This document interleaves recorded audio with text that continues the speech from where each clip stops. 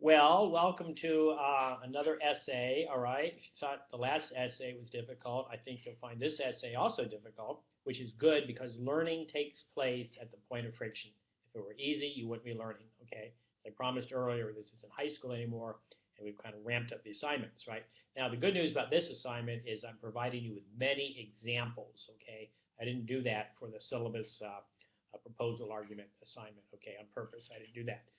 But on this one, I'm providing you many examples because all your blogs are different, and I think you'll have a good time with your own blog without being tempted to copy the example or something like that, okay? Uh, so what the goal is here, I'd like to discuss the goal briefly, is constantly in this course, I'm trying to get you to look at visual arguments, right? Because this is the age we live in, the internet age, the information age. Everything's visual with chunks of text, okay? And this is the kind of writing that you're most likely to be doing in the future. You know, this idea of writing 4 essays is, you're not going to be writing essays in the business world, okay? You're going to be writing reports, after action reports, you're going to be making presentations, you're going to be doing all kinds of things that are going to require visual rhetorics with them, okay? You can't look at a white paper today, a business white paper today on the web without seeing just tons of images, all right? So that's what I'm hoping for here. So I'm hoping for an image-oriented essay. The minimum requirements are 5 to 7 pages. You won't get an A at 5. You might get an A at 7. And that does not include the images, okay? But as to the images, I'm expecting 2 things. I'm expecting good labels with the images. I'm going to state what the image is, a label underneath it, okay? And then 2, in the body of the paper, I want you to discuss that image. Don't just throw in random images and move on. Discuss that image or use it to illustrate a point you're making. Then all that discussion, all that conversation about that image, that counts towards page length. The image doesn't. I just simply go through, select them, and delete them. All right, then count the number of pages. Okay.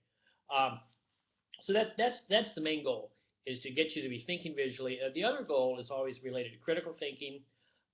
Critical thinking basically means drilling down deeply. Okay, taking something apart, looking at it issue by issue, and drilling down as deeply as you can. All right, and then to come up with your own analysis of the meaning of all that information, okay? So I'm asking you here to take this blog apart, say how it works. Don't say what it says. I can read the blog, please. Don't repeat the message of the blog. Don't do that, okay? Instead, say how the different elements work. Take the elements apart, talk about them, put them back together, all right? And the examples show you clearly exactly what I'm expecting. You'll notice in the examples that we're not repeating the content of the blog. I just can look at the URL and know what it says. I don't need that, okay? But what I'm looking for is your analysis, your breakdown of it. I think that's really all I need to say, okay? You'll look at the course calendar, and I'll remind you it's going to be due to peer review first, and then I'll give another one of these videos about peer review, and then I expect it to be revised, and then finally turn into the assignment link, okay? Please look at the examples as you write this essay. Please look at the rubric as you write this essay. You've already picked out your blog that you're going to be analyzing. You've already talked about it in your discussion group. All right, that's been fine. And I don't have to sign off on it. Just go ahead and do it, right? Just go ahead and write the essay about that blog. And then move on from there. And so you've really been giving this some thought already. So it shouldn't be that hard. I think it's not a common essay, so it's uncommon for you. It's going to be hard. But I'm quite comfortable with this assignment. I've gotten a lot of good feedback on it. I've had it for a couple of years now, and students seem to like it because we all know, you get almost all your information nowadays off the web. It might not always be on a blog, but I chose a blog because blogs are kind of complex. They have the tabs, they have the sidebars, they have a lot of stuff there for you to take apart and put back together. So if you have questions, feel free to get a hold of me, but please noodle through the folder carefully. Please read the Getting Started document carefully.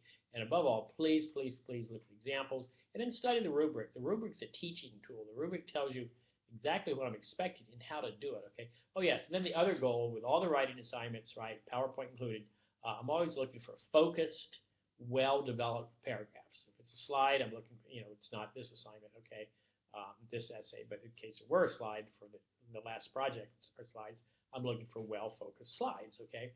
With writing, I'm looking for well-focused paragraphs, and they also need to be developed well. You need to have a lot of good detail that relates to the focus. You need to have examples that relate to the focus. You have to have specifics that relate to the focus. So well-focused, well-developed paragraphs. That's how I assess, okay? So, hey, if you have questions, you know how to get a hold of me.